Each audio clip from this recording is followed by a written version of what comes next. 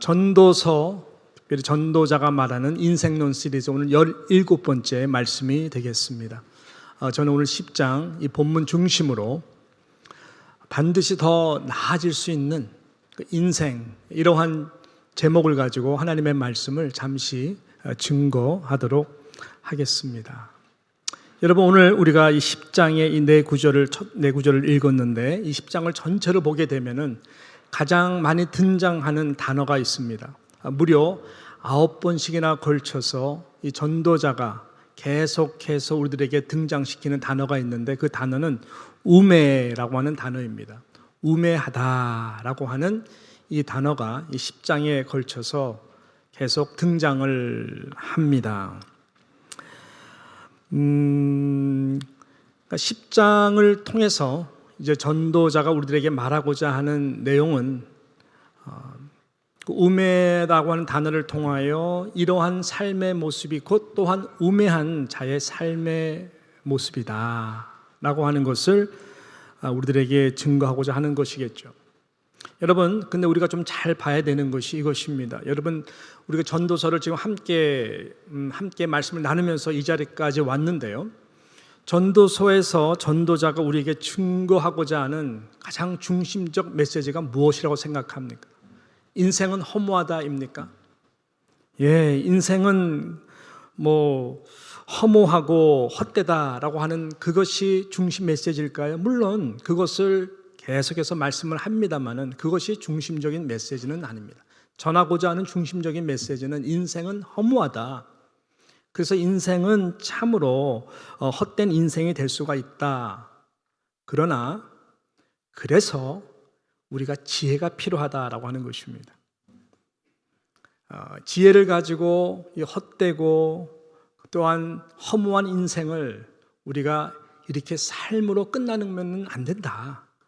그래서 이 지혜를 가지고 이러한 인생 가운데서 어떻게 우리가 지혜로운 인생을 살아갈 수 있을까가 실은 잠언과 연결해서 전도자가 우리들에게 말을 하고자 하는 중심의 내용입니다. 동일한 이 맥락인 것이죠. 특별히 우리가 이제 전도서를 이제 석 장밖에 남겨두지 않고 있는데요, 이 10장에 와서 계속 우매하다. 우매한 자는 이런 삶이다라고 말씀하는 이유가 무엇입니까? 우매한 삶을 비판하기 위한 것이 아닌 것입니다. 이 중심적 이 전도자의 성령의 감동으로 증거하고자 내용의 말씀은 다른 것이 아니라 우매한 인생으로 살아감으로써 인생을 마치지 않았으면 좋겠다. 이 말씀이 이 전도자인 당신도 거울이 되어서 나도 이러한 우매한 모습이 있다면 거울로 비추어 남은 인생을 더 나은 인생, 우매한 삶이 아니라 지혜로운 인생으로 살아가기 위한 이 축복의 말씀을 우리들에게 이 우매한 모습을 거울로 보여주는 것이다. 그런 시각에서 여러분들이 오늘 이 말씀도 봐야 될 것입니다. 여러분, 우매하다, 우매라고 하는 이 단어는 어떤 뜻이고 어떤 의미일까요? 원어적인 뜻도 그렇고 이 영어로 보게 되면 이 단어를 조금 다른 차원에서 또 동일한 맥락 속에서 아주 잘 표현을 했습니다. 이 우매하다라고 하는 이것을 영어로는 특히 세 단어를 통해서 이 원어와 연결하여서 잘 표현을 했는데, 첫 번째는 stupid이라고 하는 단어입니다. 많은 사람들이 영어 가운데 stupid이라고 하는 단어를 사용하죠. 아유, 바보스러운, 멍청한 할 때에 이 단어를 사용합니다. 그게 우매하다라고 하는 히브리 단어의 캐실하고 굉장히 관계된 단어입니다. 이 두 번째는 ignorant라고 하는 단어, ignore하다, 이런 단어인 것이죠. 이것은 무식한, 또 무지한, 그래서 고집스러운, 그래서 남의 말을 듣지 않는, 되게 ignorant라고 단어를 또한 이 캐실이라고 하는 히브리어 단어 연결해서 영어로 잘 표현을 했습니다. 이 마지막에 성경에서 지혜라고 하는 단어와 항상 반대의 결의 단어가 있는데, 그것이 foolishness라고 하는 이 단어입니다. 다 비슷한 내용이죠. 그렇지만 지혜라고 하는 것은 슬기로운 것입니다. 슬기로운 다섯 처녀, 그죠? 예, 슬기로운 다섯 처녀. 반대로 미련한 다섯 처녀, fool. 그러니까 반대된 미련함을 얘기합니다. 미련하여서 스스로 무덤을 파고 있는 상태. 예, 그리고 결국은 가는 길이 가만 봤더니 미련한 길이기 때문에 나중에 후회하는, 예, 그것을 가려서 키셀, 이것이 바로 우매하다라고 하는 이 의미인 것입니다. 이런 종합적인 이러한 내용들을 우매하다라고 말을 할 수가 있는 것이죠. 누가 우매한 자고 누가 지혜로운 자일까요? 실은 한 사람 안에, 저라고 하는 개인적인 안에도 선과 악이, 여러분, 우리가 이 땅에 살면서 항상 이 안에 있습니다. 지혜를 말을 하는 전도자도 그렇고, 이 말씀을 설교하는 저도 그렇고, 또 여러분들도 그렇고, 우리 모두 안에는 이 우매함도 있고, 그 우매함을 발견해서 빨리 지혜로 만드는 것이 이 전도자가 우리에게 지금 말씀하는 내용인 것입니다. 누구도 장담할 수 없습니다. 어느 귀족의 이 부잣집에 바보 하인이 있었습니다. 이 귀족의 주인은 이 바보 하인에 대해서 결국은 참아내지를 못합니다. 이 바보 하인은 마음이 나름 되게 착해요. 그런데 이 똑똑한 주인 입장에서 볼 때는 이 바보 하인은 좀 더 나아지겠지 일처리를 너무나 잘 하지 못하는 것이, 미리미리 생각을 해서 좀 일을 해줘야 하인으로서 주인이 기뻐할 텐데, 이 하인의 일처리를 하게 되면 말을 해야 하는 것이죠. 전혀 아이디어가 없는 것 같아요. 그래서 주인이 못마땅하게 생각하다 결국은 내가 저 친구를 항상 보면서 마음이 힘들어지니 내보내야 되겠다 하고 결정을 하게 됩니다. 그래서 하루는 이 바보 하인을 불러서 그렇게 결단을 하고 이야기를 하는 것이죠. 그러면서 그를 쫓아내면서 주인께서 한 지팡이를 이 하인에게 줍니다. 그런데 이렇게 말을 하는 것이죠. 이 지팡이를 가지고 나가거라. 다니다가 너보다 더 바보스러운 사람을 만나거든 이 지팡이를 그에게 주거라. 이 지팡이는 가장 이 세상에서 바보스러운 자에게 주는 지팡이니라 라고 이렇게 한 거예요. 그래서 그 하인은 그냥 네 하고 그 지팡이를 가지고 나간 것입니다. 이리저리 다녀봅니다. 그런데 자기보다 더 못한 바보를 만나질 못하는 거예요. 왜냐하면 이 바보 하인은 좀 단순해가지고 무엇이 더 바보스러운지를 잘 알지 못하는 그런 과인 것이죠. 예, 그리고 뭐 애써서 이 지팡이를 주기 위해 찾고자 하는 동기부여도 없었고, 예, 그렇게 세월을 지나서 살아가고 있는데 어떤 소문을 듣게 되냐면은 그 옛 주인, 이 지팡이를 준 주인이 심한 병에 걸려가지고 지금 위독한 상태, 바로 죽기 일보 직전이다라고 하는 소식을 듣게 됩니다. 이 하인이 착하잖아요.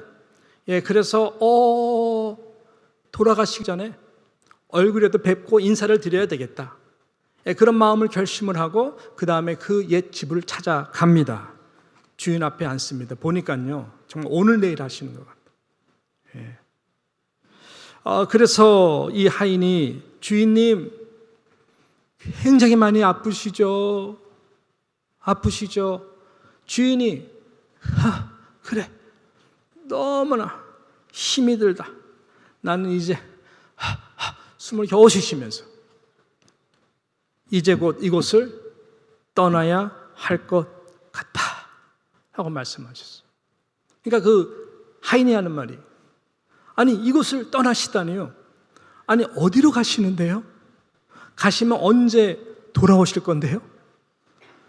주인이 너무나 답답해가지고 화가 확 치밀어 올리면서 언성을 마지막 높이면서 이렇게 말을 합니다. 아유 이 바보 멍청이, 너는 세월이 흘러도 여전히 바보구나.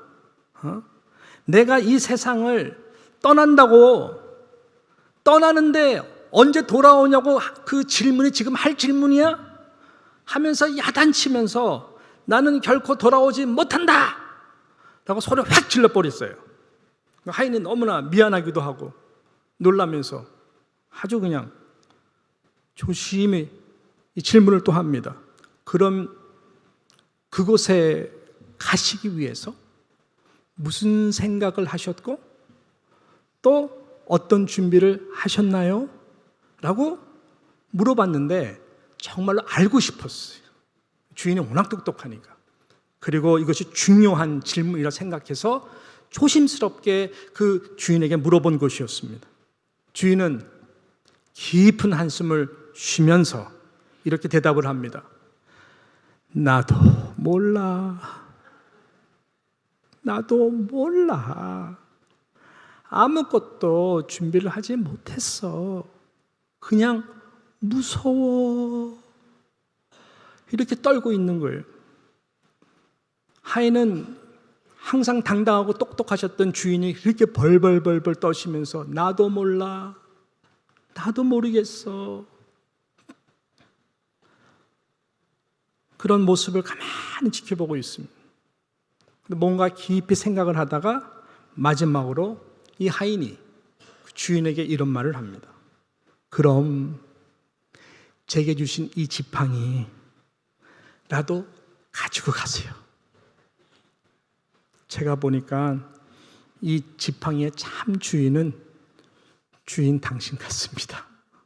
하면서 그 지팡이를 조용히 내려놓고 그 자리를 떠난 것이죠. 여러분, 아주 간단한 이러한 한 예화지만은 우리에게 너무나 많은 것을 생각하게 해주는 예화가 아닐 수가 없는 것입니다. 과연 누가 더 우매한 자인가? 이 질문에 대해서 한번 깊이 생각해 볼 수 있는 예화라고 생각합니다. 항상 무시를 당하고 야단맞았던 이 하인이 가장 우매한 자인가? 아니면 무시를 하던 주인이 더 우매한 자인가? 결국 모든 인생은 누가 더 우매한 자라고 말을 할 수 있을까요? 그럼 나 또한 저 사람 우매한 자고 나는 지혜로운 자야라고 말을 할 수 있을까요? 오히려 그렇게 성경은 말하는 자에 대해서 더 우매하다라고 말할 수 있지 않을까요? 여러분, 그러므로 사랑하는 뉴욕 장로교회 성도 여러분, 우리는 누가 우매한 자라고 나는 스스로 지혜로운 자라고 말할 수 있는 자가 아무도 없다라고 하는 것입니다. 중요한 것은 오늘 말씀의 제목과 같이 우리는 스스로 나 또한 우매할 수 있는 자가 충분히 될 수가 있기 때문에 항상 스스로 겸손과 지혜로 겸비하여서 우리 인생의 이 시제잖아요.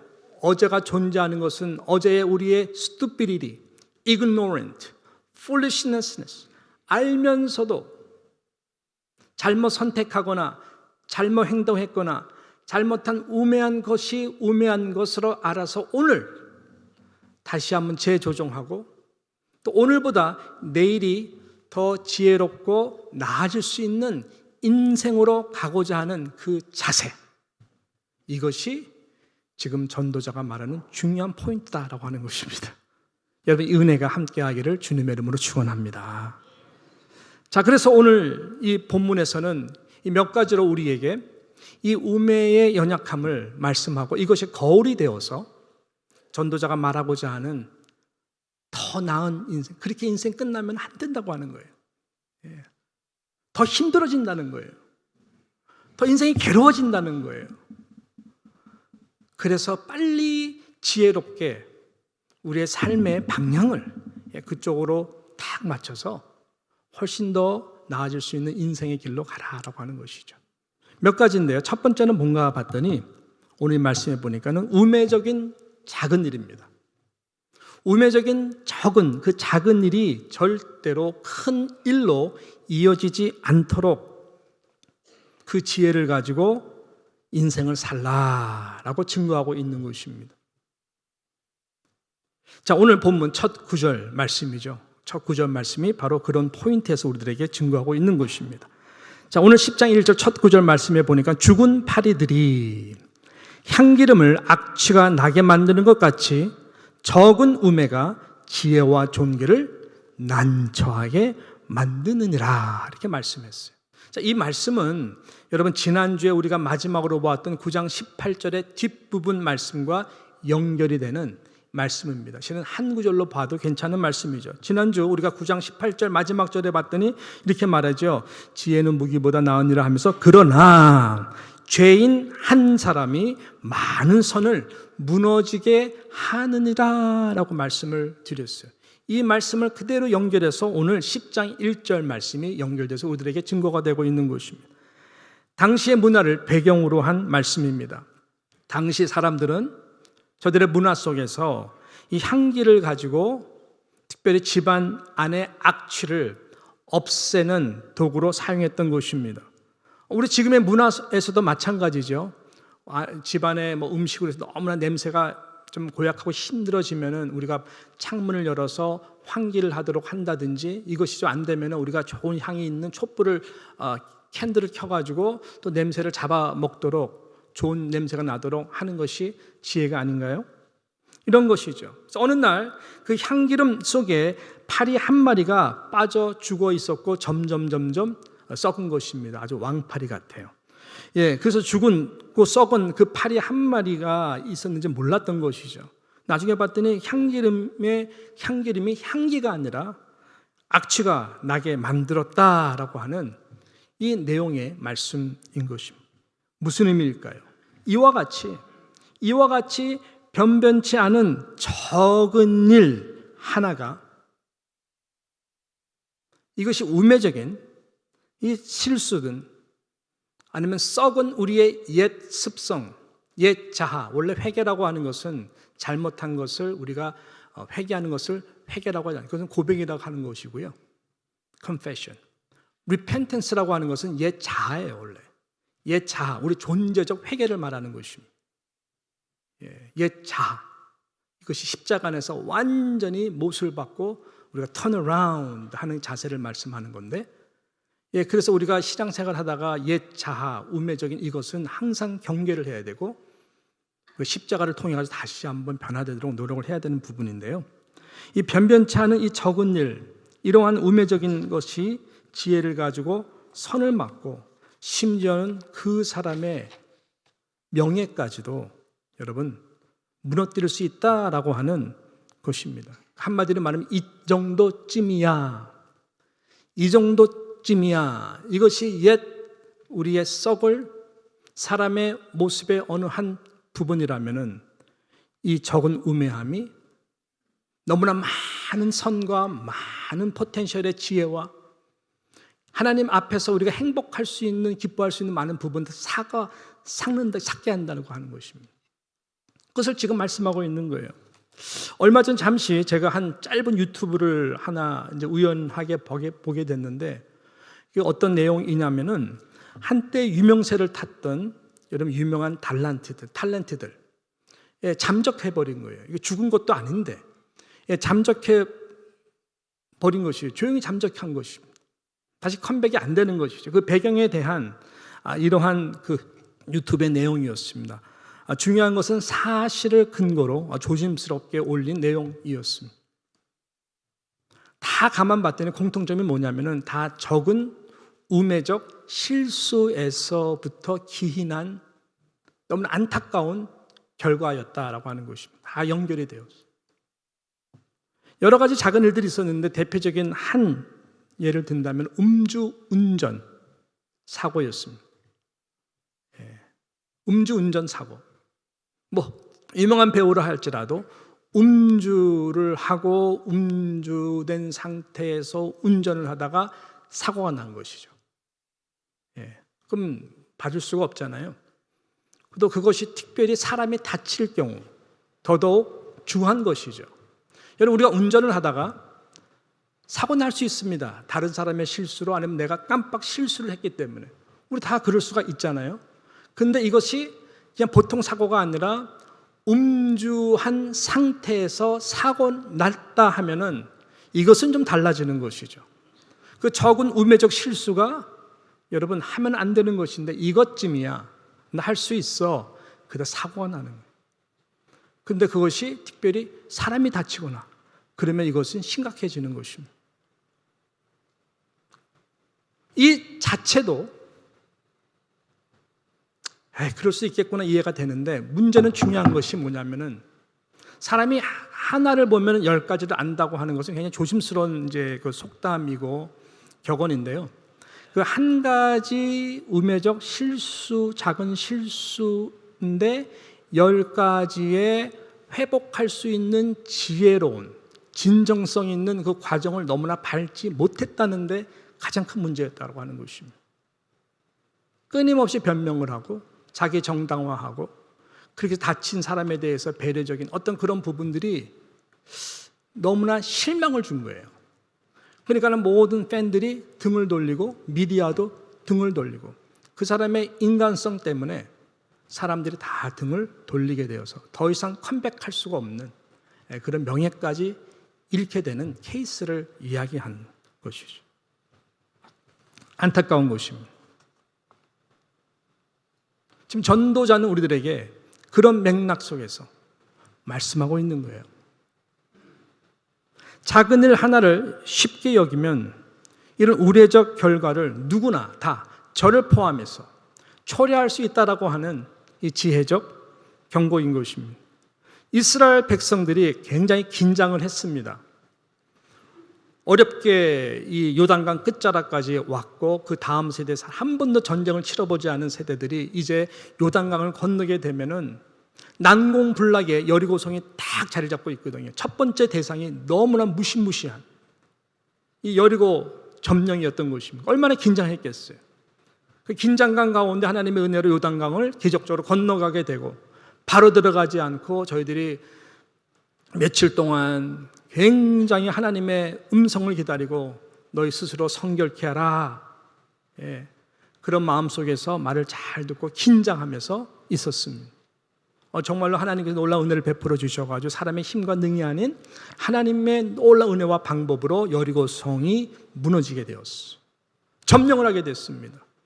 기고만장한 것은 아니었지만 영적으로 저희들은 자신감이 생긴 거죠. 야, 그러면 앞으로 아무것도 아니겠네. 가장 힘들어 보였던 여리고성을 우리가 점령했다면 앞으로 많은 성도 쉽게 점령할 수 있겠네라고 하는 그 생각, 이것이 문제였던 것이죠. 더 이상의 긴장감이 없어진 듯 했습니다. 분명히 하나님께서 말씀을 했거든요. 이것은 거룩한 전쟁이다. 그러면서 여호수아 6장 18절에 보게 되면은 저희들이 끝까지 긴장하면서 저희들이 나가야 될 부분에 대해서 이렇게 한 부분을 말씀합니다. 너희는 온전히 바치고 바친 것 중에서 어떤 것이든지 취하여 너희가 이스라엘 진영으로 바치는 것이 되게 하여 고통을 당하게 되지 아니하도록 오직 너희는 그 바친 물건에 손대지 말아라고 분명히 말씀하셨어요. 너희들이 취한 전리품 너희 것이 아니다. 그리고 그 다음에 붙을 점령해야 될 성이 여러분 아이성입니다. 아이성은 말 그대로 아이들도 가서 싸우면 이길 만한 그런 성이었어요. 너무나 작고 힘이 없고 지금 여리고성 무너진 것 때문에 벌벌벌 떠오르고 이미 승리해요. 그런데 아이성에서 어떻게 됩니까? 이스라엘 백성들이 비참하게 패하게 됩니다. 왜 그랬을까요? 이것쯤이야. 아간이라고 하는 한 인물 속에 탐심의 마음, 그렇죠? 그래가지고 이 탐욕이, 하나님의 말씀 어긴 탐욕이 온 이스라엘 공동체를 패하게 만들었던 것이었습니다.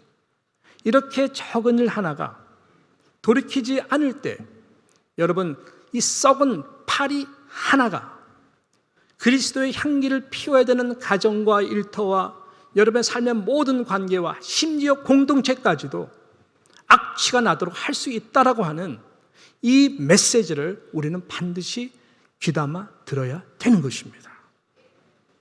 이것은 집안 이야기도 마찬가지 아닌가요?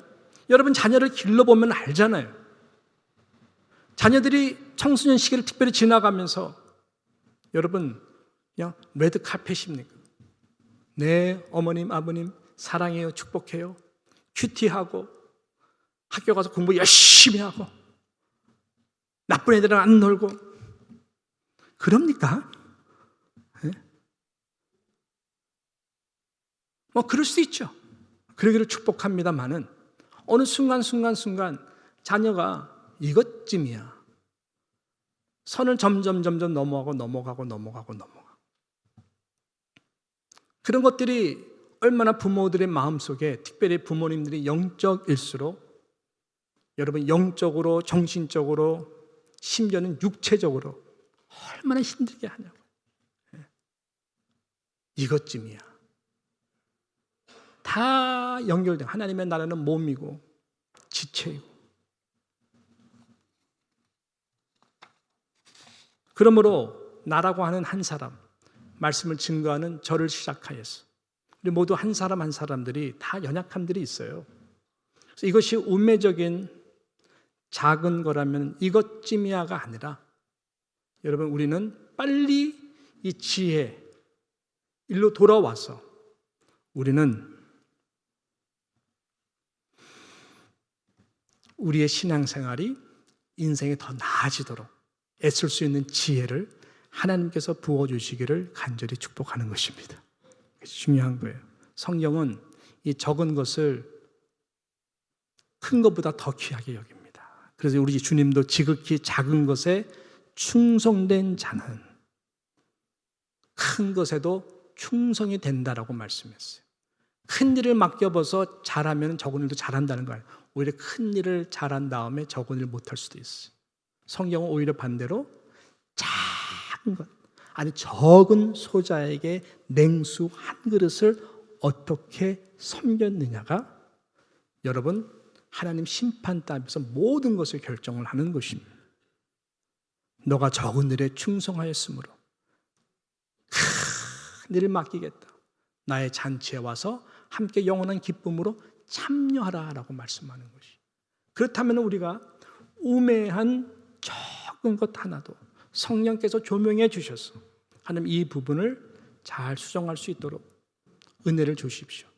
이것이 정말로 나의 모든 지혜와 하나님의 선을 얼마나 가로막는지 내 스스로가 알 수 있도록 은혜를 주시기를 진심으로 축복하는 것입니다. 자, 끝으로 저는 오늘 이 말씀을 통해서 더 나은 지혜의 삶이 되도록 하기 위해서 오늘 전도자는 무엇보다 우매적인 언어의 말을 빨리 줄이고 끊으라 라고 우리들에게 말씀하면서 마무리를 하고 있습니다. 너무나 놀라울 정도는 이 운매적 생각, 행동을 이 모든 부분들 여기에 다 집중하고 있다라고 하는 것이죠. 이 전도자가 지혜로 딱 인생을 보니까 운매적 인생의 가장 큰 문제가 바로 여기에 있다라고 하는 것을 우리들에게 말씀하고 있는 것입니다. 자, 2절, 3절, 4절 말씀을 먼저 보아도 마찬가지입니다.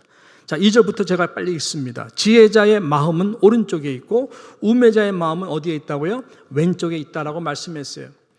좌경화가 된 것입니다. 우매자의 특징은 한쪽으로 쏠려 있는 거예요. 예, 이것이 참 우매자의 안타까운 부분이죠. 성경에 보게 되면은 여러분 오른쪽에는 양, 심판대 앞에서 왼쪽에는 뭐죠? 염소라고 말씀했어요. 오른쪽에는 양, 염소. 양과 염소의 차이가 무엇일까요? 양은 말이 없어요. 털 깎여도 고난해도 한 소리만 하고 아무 말 안 해요. 염소의 특징은 뭘까요? 좀만 말이 많아. 염소는 언제 힘을 받냐면 갖다 박아야 힘을 받아. 그래서 속 시원해. 이 염소와 양의 차이예요. 그러니까 좌경했다, 왼쪽이다. 염소와 같은 자가 우매한 자예요. 어떤 영역에서? 말의 영역에서 그렇다고 하는 거예요. 자, 그래서 보세요. 3절 뭐라 그래요? 우매한 자는 길을 갈 때에도 뭐가 부족해요? 지혜가 부족하여서 각 사람에게 뭐예요? 자기가 우매함을 말하느니라. 나 우매하다가 말하는 것이 아니라 길 가면서까지 속에 있는 것 같다가 계속 이 사람 저 사람한테 계속 비판하고 판단하고 비난하고 불평하고 원망하고 계속 얘기를 하는데 자기만 몰라. 뭐를 몰라요? 그것이 얼마나 우매한 말인지를. 동네 사람 다 알아요. 누구만 몰라요? 자기만 몰라. 그러니까 우매한 것이지. 이게 공통적인 특징이라는 거예요. 그 다음에 4절 보니까 뭐예요? 권위에 대해서도 항상 분이 나 있어. 주권자가 내게 분을 일으키거든 너는 내 자리를 떠나지 말라. 공손함이 큰 허물을 용서받게 된. 원인 제공이라는 게 있어요. 주권자가 내게 분을 일으키거든 왜 화가 안 나겠어요? 주권자가 왕이든 리더든 항상 그 사람의 생각처럼 다 맞춰줘야 됩니까? 너무나 다양한 사람들이 다 모였는데 다 견해가 다르단 말이죠. 그리고 우매한 자의 특징은 그럴 수도 있겠구나. 이건 양이지만 염소는 갖다 박는 거예요. 화가 난 상태. 공손함으로 절대로 떠나지 말라라고 얘기하는데도 떠나버려요. 그냥. 여러분의 자녀가 알았어요. 내 인생 내가 살지야. 문 팡 닫고 그냥 차를 운전해 하면서 가면은 부모가 네 말이 맞구나. 회개하는 부모 봤어요? 그 인생이 아니죠. 그것이. 이런 것들이에요. 근데 보세요. 자, 12절부터 읽지 않았지만 13절, 14절, 15절도 같은 맥락에서 우리들에게 우매한 자의 특징을 전도자는 말씀하고 있어요. 저는 지금 우매자를 비판하려고 하는 것이 아니에요. 저 또한 이럴 수 있다는 것을 제가 얘기를 하는 거예요. 그래서 말씀이 거울이 돼서 제가 말씀드렸잖아요. 시작할 때.